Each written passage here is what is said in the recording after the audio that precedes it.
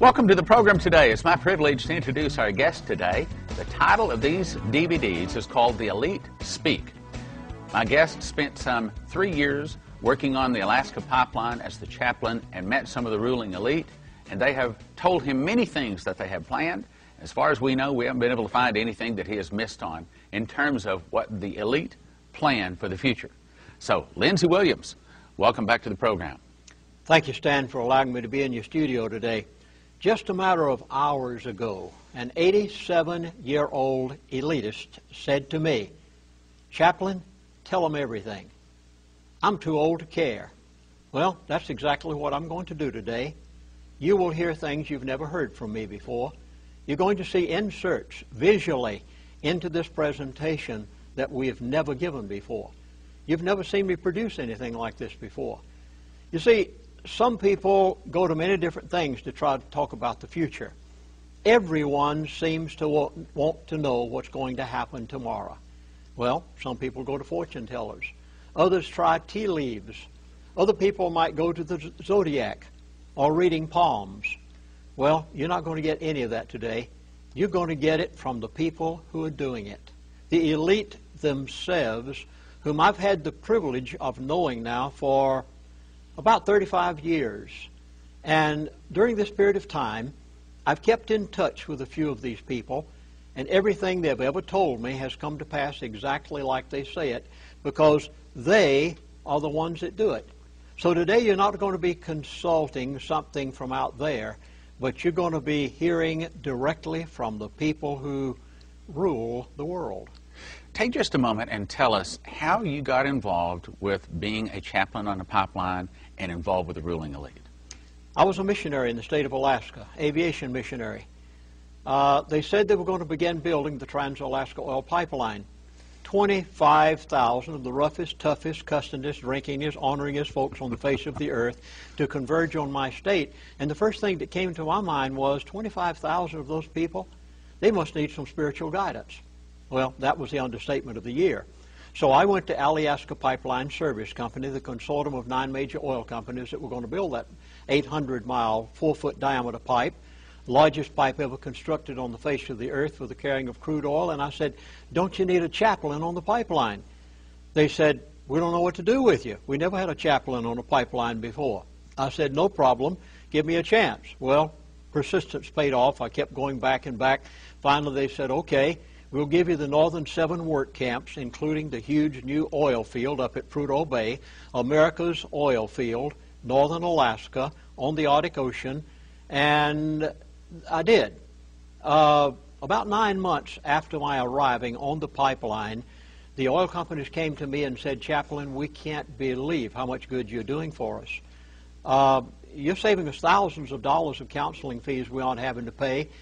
We'd like to offer you executive status in an advisory capacity in order to help the relationship between management and labor." And I said, "Well, what does that mean?" They said, "Well, go any place you'd like. We'll give you your own truck, write your own airline tickets when you want to go somewhere.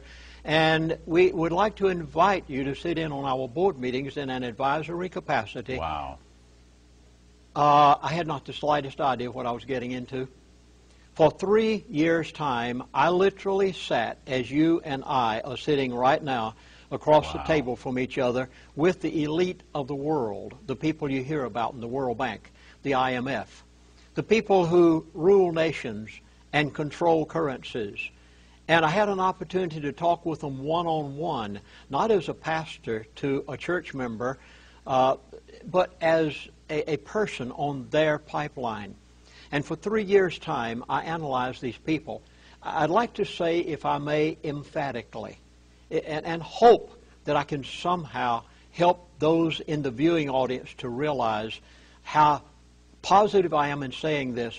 There positively is a group of people on the face of the earth who control the world. I don't know how to say this any more positively than for you to understand. I lived with them. I knew them. And I've kept in touch with some of them. Now, And they're not all bad people, are they? No, positively not. And they don't all have evil intentions all of the time, do they? Well, if so, this man would not be giving me the information he was giving me. So they do have their moral code, which is quite different than yours and mine. But yet, on the other hand, if you were walking down the street and saw one of these people, you wouldn't recognize them from anyone else. Of course, they might have on a suit and tie, but they would be the ordinary person that you would easily know who they are. But they emphatically are in charge. Oh, they positively are in charge. They know exactly what they're doing, and they control governments. They tell the president what to do. They dictate to Congress what bills to pass. They control the currencies of the world. They have put the world into the state it's in today. They have established the New World Order. I could go on and on and on with who. They are in charge. Oh, they are totally in charge. They know everything they're doing, and it's planned well in advance. Is this a group of 2 or 3 people, 200 or 300 people, or 2,000 or 3,000 people? Do you have any idea how many people are a member of this elite ruling class? If you took the very top, you would probably begin with maybe a dozen people who know everything that's going on and make all of the rules. Then it would go down to a little bit bigger group, like the Bilderbergers, or maybe the Council of Foreign Relations or the Trilateral Commission. Then you would spread it out to larger groups like the media and others who would, and each group would know less than the others did at the very top. But the ruling elite probably no more than maybe a dozen people. So the people you were talking with were more of the ruling elite, the top 10, 12, 15 people then? Yes. Ooh, wow. And you know, people give their eye teeth to have that. Well, I consider it to be the providence of God. So let me just give the Lord the praise and the glory right now. Amen. I believe that the Lord put me amongst this elite for a short period of time and allowed me for the past 35 years to keep in touch with some of these people in order that I might be able to be here in this studio today to let you know what you can expect for the next 12 months in order that you might prepare your dinner table in your household. Are these ruling elite, they have families, they live a lifestyle that is typical, or is it very lavish? Do they live in castles? Are they typical people? Tell us a little bit about them. They fly their jets. They live their lifestyle. They don't live the way you and I live necessarily. They are of the upper crust, but you wouldn't know one of them from anyone else if you were walking down the street. Let me give you just an idea of the immensity of the project of the Trans-Alaska Oil Pipeline. And at this point, we're going to insert a section that was made during the construction of the Trans-Alaska Oil Pipeline, just to give you an idea of the controlling power of these elite to do things such as this project. In fact, the Trans-Alaska Oil Pipeline was the biggest project ever undertaken by private enterprise in the history of the world. $12 billion was spent in 3 years' time. Now, keep in mind that 35 years ago, $12 billion would be multi-billions today, and the elite did it. So here at this point, you'll get an idea of the immensity of some of the things that the elite do. You and I, yes, we might buy an automobile or a house. The elite perform projects of this immensity.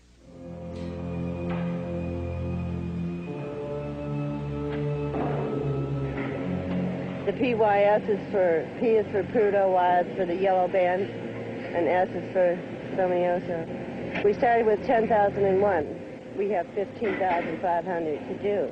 So our last pipe will be 25,500. About half of the sections were welded together indoors at the pipe storage yards, turning 40-foot sections into 80-foot sections.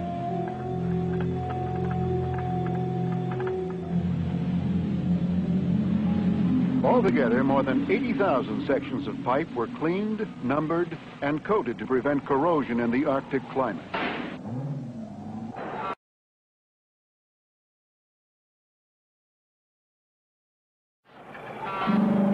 People sometimes ask why it isn't going faster. It's like painting a house. It takes a long time to prepare the surface, but it doesn't take long to actually paint it.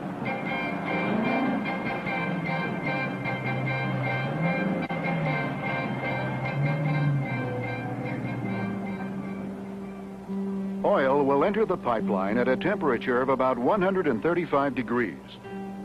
Because pumping and friction will keep it warm as it moves down the line, pipe must be installed above ground in areas where thawing might cause soils to become unstable. The design was conceived that will allow us to build a pipeline above ground, and consequently our design today is such that the pipeline is 50% buried and 50% above ground. That by itself makes the pipeline a bit unique in that this is the first pipeline that will be above ground for this long a distance. About 400 miles of the pipeline is installed on supports in areas where there is ice-rich permafrost. Permafrost is frozen soil that may be anything from solid rock to muddy ice. In other words, do they drive Cadillacs? Do some of them have nice cars? Do they live in huge houses with servants? Or do many of them, are they people that we might pass on the street and might not even recognize them? You know, it's very interesting that you would ask this question, because about 2 years ago, I was threatened by them. And many of those who have seen my previous DVDs know that I had to pull my website, do away with my Energy Non-Crisis DVD, and say a lot of other things. There were just a few things they said you can't say anymore. And if you do, we're going to do this and this and this. And that was not very pleasant, what they were saying. So I decided, in order to be able to continue to tell the masses of people in this world what I feel they most need to know, I'll back off on one or two things in order that I can tell you everything. Yes. And at the time, of course, I had to do all of these things. And it's quite interesting that you would talk about the elite in such a manner as this, because at that point, I looked to find out where these elite are living now. We're living in different times. We're living in difficult days. We're living in days when there are powers that are moving through this world that probably have never been seen before. And I decided I would look up some of these people. I know them. I know how to keep in touch with them. I know some of them that I can ask, where are the others? Stan, I was amazed. Not a one of them is living in a city. Not one. They all have moved outside of the metropolitan areas. Many of them live in very secluded places. They are out of the general run of things. They have protected themselves because they understand what is about to take place, because after all, they are the ones that plan it. So it's interesting that you would ask a question like that. For 35 years' time, these people have never told me anything that it did not come to pass. It happened exactly like they said it. Now, everything that you are going to hear and view on this DVD today, you can depend on the fact it is going to happen. Mm-hmm. It positively will take place. They will do it. There is no question but that they have the power to do this, and they will do it. But sometimes their timetables are delayed or changed, but generally they get what they want, correct? There is only one thing that will alter their program: the providence of God. And apart from the providence of God, what you are going to hear today will take place in the next 12 months. They control nations. They tell presidents what to do. They begin war. It's to their advantage. They manipulate currencies. They control your life and mine, whether we like to admit to it or not. And what you're about to hear today will happen. These people do exist. And apart from God stepping in, it will happen. Only a few hours ago, literally. I mean, this did not take place 6 months or a year ago. This elitist, 87 years of age. Chaplain, I'm too old to care. He's going in for an operation in a few weeks. He may or may not come out. He said, tell the world everything. Just tell them. They've got to know. It's almost as if he was confessing everything that he wanted the world to know. So he's a pretty good guy, really. When you're facing the graveyard and you're an old man, you will do and say a lot of things that possibly you would not if you were in your 20s or your 30s. And that's exactly what he did. Now, that's the reason why I am in your studio today to make these 3 DVDs and a CD, is in order that I feel an obligation. I must tell you what this individual told me. I have no choice, morally, within my being. You can depend on it happening apart from the providence of God. It is all planned. They know this well in advance. They do not do it a month in advance, sometimes 6 months, a year, 5 years, 10 years. Many of the things you're going to hear in these 3 DVDs, and we're going to cover an immense amount of material because I'm not going to withhold anything. I'm going to give you his buzzwords in the course of these DVDs.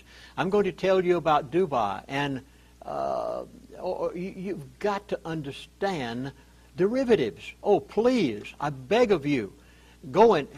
All right, we'll do that in the 2nd and 3rd DVD. I'm going to talk about war. They have it planned. It's already in the works. And you're going to hear some people talk about it. Well, all of these will happen apart from divine intervention. These things are planned. There's nothing. I need to say it again. You can't do anything about this. It is going to happen. There's only one thing that the average person that's watching this DVD can do, and that is you can make personal preparation for your household and for your dinner table. And this is why I'm telling you this, so that you can take action right now. And if a person does not take action, it's their own fault.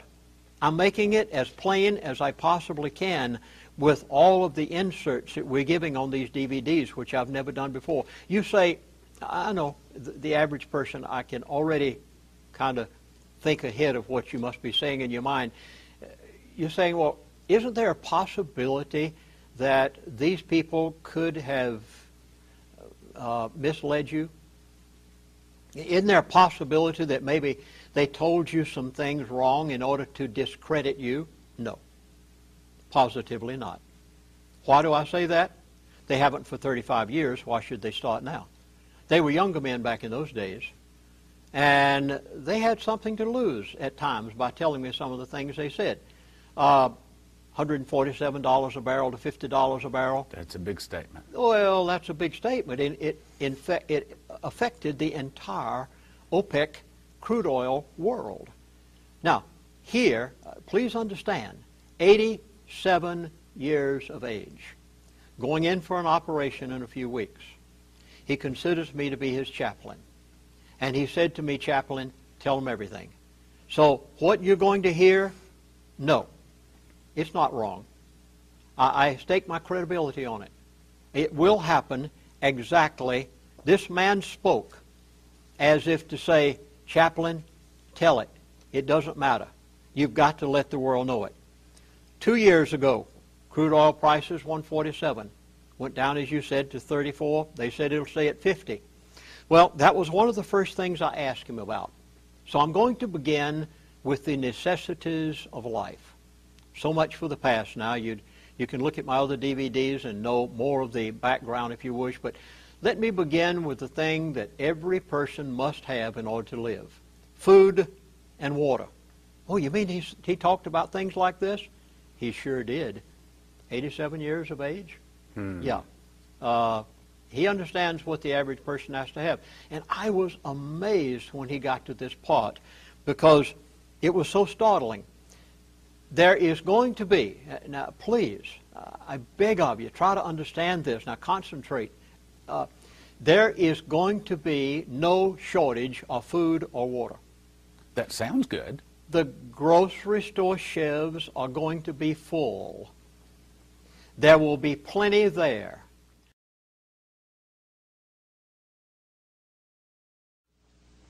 There will be plenty there. You will not have, I know now, these talk show hosts and all these prognosticators and some very close friends of mine have made some forecasts lately that we're going to have a food shortage in the next year's time. Well, now, I thought that also, up until I talked with this gentleman. And he said very emphatically that there's going to be another problem. Not a food problem, not a water problem. It is going to be totally different than anything you're expecting. You see, the elite have a way of doing things completely differently than the average individual thinks in their mind. And many people, all of us, I guess, are exposed to the national media, so naturally they control our thinking to a certain extent. Well, you've got to change your mindset if you're going to understand what's going to happen, because the elite already have determined what's going to take place, and it will happen just as they say. And this individual let me know in no uncertain... Folks, please don't listen to the media.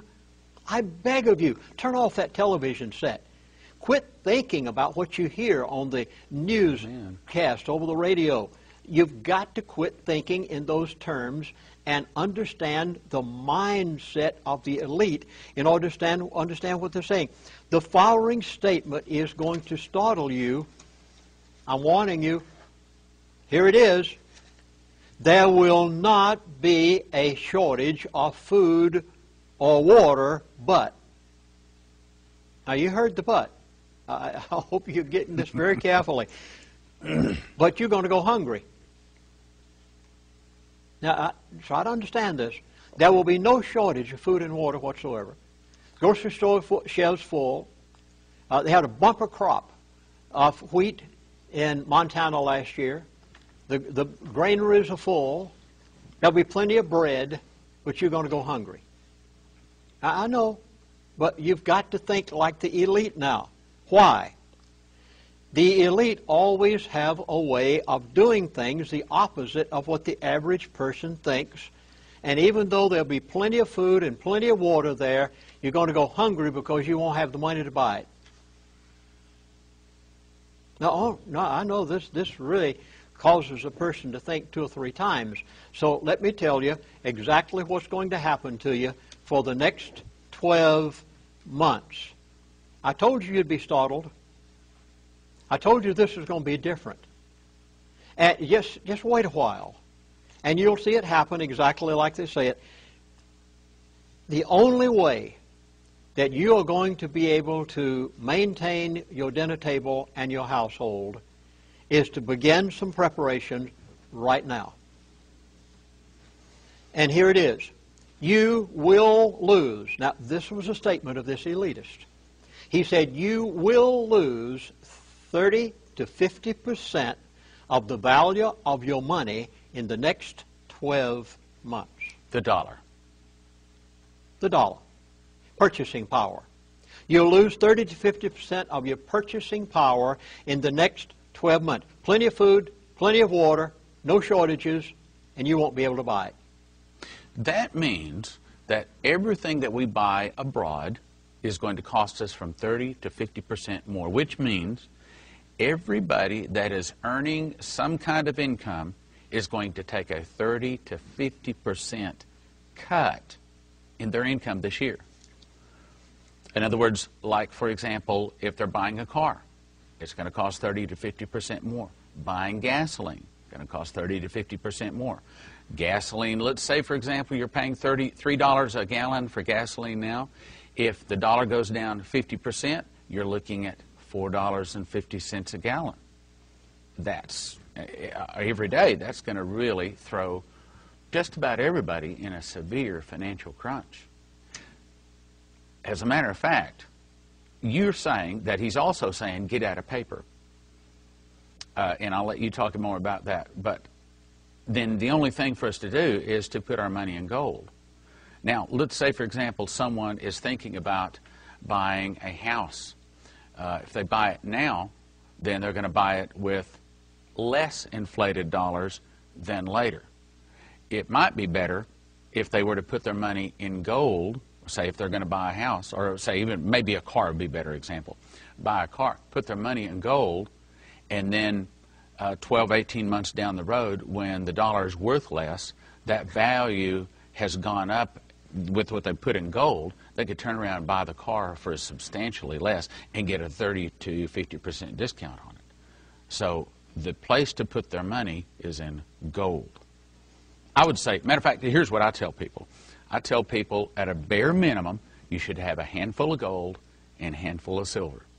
Now, meaning a handful of gold will buy you a car, and a handful of silver will feed you for a month or so. You don't want to have to go up and say, well, I need a tank of gas, here's a gold coin. That costs $1,500, and that's probably going to be the price here very shortly. So you don't want to have to try to exchange that. Instead, you want to pull out a piece of silver that is probably $1 silver dollar will buy you a tank of gas at that point, maybe two. So just be prepared. Think through some things. Your Federal Reserve note will, 12 months from now, buy exactly 1/2 of what it buys today. Your retirement funds, your 401k, your Social Security check, passbook savings, your food stamps, will buy 1/2, 12 months from now, what they do today. He said you will devalue a minimum devaluation of 30%, a maximum devaluation of 50%. See, they don't want to do it all at once.